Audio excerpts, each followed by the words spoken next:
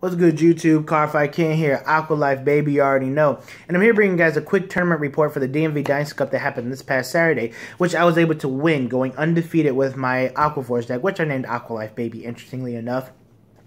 But I want to give a big shout out to my good friend Juan Mango for always hosting these events. And yeah, I'm feeling really good, guys. I made top 2 at the last one, but I lost to my friend David from my Vanguard. I was grade locked, and he was able to keep the pressure on games 2 and 3. But yeah, I was able to take it with my favorite clan, Aqua Force. I put the most time, effort, and energy into trying to perfect my craft with the deck, and I'm really glad that all my hard work really paid off. I'm the first player from Maryland to win the tournament, the Dynasty Cup event. So it's a bit bittersweet, but it is what it is. And I do have Maelstrom ready for you guys.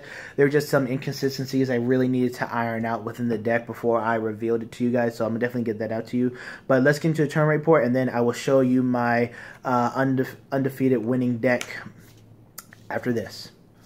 Alright guys, so for round 1, I played against Aqua Force, my good friend Nathan from Virginia. Pretty much, I saw a couple dagger both games. I was able to get some early pressure, and then in game 2, I survived his Lambros turn, and then I countered his Lambros turn with mine, and I was just able to take the game. So I was able to win that 2-0. And then I played against the Cross. I was able to 2-0 the Cross.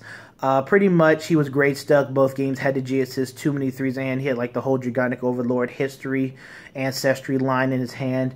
But I was able to control his front board with pretty much a back row Stacia. She is just such a clutch card. So that happened. And then round 3 against Nova Grapplers, I played against Novas with the Riser Victor variant. And pretty much both games, I was able to 2-0 him, but both games he really wasn't damage checking triggers. And, it was making it a lot easier for me to transition from play to play, because my field wasn't minus by 5k due to him hitting triggers.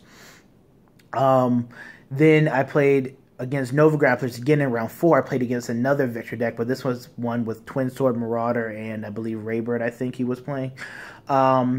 But it was my friend Justin Gee's friend. It was pretty much, Thavas. I was able to, he had a small board, and I was able to use Thavas's Stride Break ability to force him to retire his starter, the Riot Horn clone for Extreme Battlers.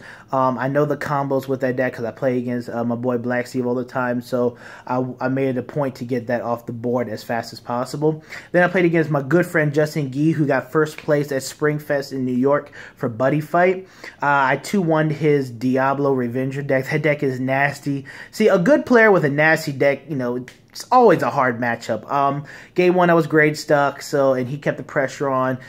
Game 2 and 3, I had to take the Diablo challenge at 3 damage because I didn't have the hand to block. I didn't have the hand to block like his 41k line or 36k line with a crit. So I just no guarded, didn't retire my units, no guarded, and he didn't check a crit both of those games, so I was able to take it. And then Lambros him the following turn. And then top 8, I played against David from my Vanguard, who was playing Thingsaver, Ashley Reverse with, Jewel Knight Engine. That deck is disgusting, but he wasn't really able to see his sword me's. In fact, I know he damage checked like 2 or 3 of them. But pretty much game 1, he wasn't seeing his sword me's. I was able to keep the pressure on and then finish him off with Lambros. And then game 2, excuse me, I double crit him on 3 damage when I was on title board. So, yeah, and he did damage check 2 sword me's again. And then top 4, I played against another Revenger Diablo deck. I was able to, I lost the first game because he rushed me, and I was at grade 2. I was grade stuck. I damage checked my 3s and my entire high tide lineup, so it was pretty bad. But then games 2 and 3, again, I was, I hit, he rushed me again, but I was able to hit some key triggers, and actually in that game, I got up to 3, got into Thavas, and his Heartbreak ability allowed me to, or Stride Break ability, allowed me to force him to retire his Judge Bow, to prevent him from plussing off of that. So that was really key for me because, he had a lot of the advantage on the board, but being able to do that really helped. And then I took the Diablo challenge again, I, won the Diablo challenge. And then In top 2, I played against my good friend Sean with his Nova Grappler deck, which is actually, the match is actually going to be on Juan Mango's channel. So definitely, guys, go subscribe to him and wait for that video to come out. I got that one 2-0. Game 1, he pretty much saw a lot of threes. I was able to keep good control of his board and, take the win from there, on my Lambert's turn when he got into the kill zone range. And then in game 2, he was gray stuck at 0. He was gray stuck at 0 past his turn, and I was able to put on pressure from there. And he did heal on 6, but I was able to block effectively the following turn and then finish him off with Lambros. Because I did go into Lambros first because I pressured him so much. I wanted to get those extra 2 attacks in, but the heal on 6, extended the game a little bit more. But then my second Lambros, I did finish him off with.